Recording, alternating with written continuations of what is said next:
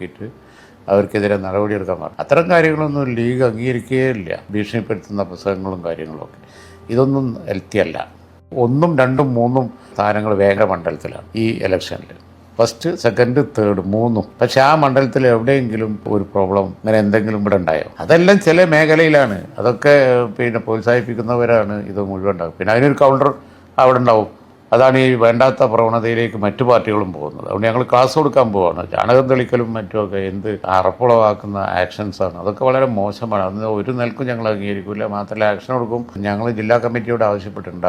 ആരാണ് അത് ചെയ്തു നോക്കിയിട്ട് അവർക്കെതിരെ നടപടിയെടുക്കാൻ പറഞ്ഞു. അത്തരം കാര്യങ്ങളൊന്നും ലീഗ് അംഗീകരിക്കുകയില്ല. ഭീഷണിപ്പെടുത്തുന്ന പുസ്തകങ്ങളും കാര്യങ്ങളൊക്കെ ഇതൊന്നും ഹെൽത്തി അല്ല. ഞങ്ങൾക്ക് അങ്ങനെ കൾച്ചറില്ല. ഇപ്പം ഞാൻ ഒരു ഒറ്റ കണ്ണൂർ ജില്ലയിലും അവിടെ ആ ഭാഗത്തുമല്ലേ എല്ലാ തല്ലുംപിടി. മലപ്പുറം ജില്ലയിൽ പ്രതിപക്ഷം തന്നെ ഇല്ല. ഇവിടെ അത്തരം തല്ലുപിടികളോ വിട്ടോ കൊത്തോ കൊലപാതകമോ ബോംബ് കൊണ്ട് കൈ പോകലോ എന്തെങ്കിലും ഉണ്ടോ?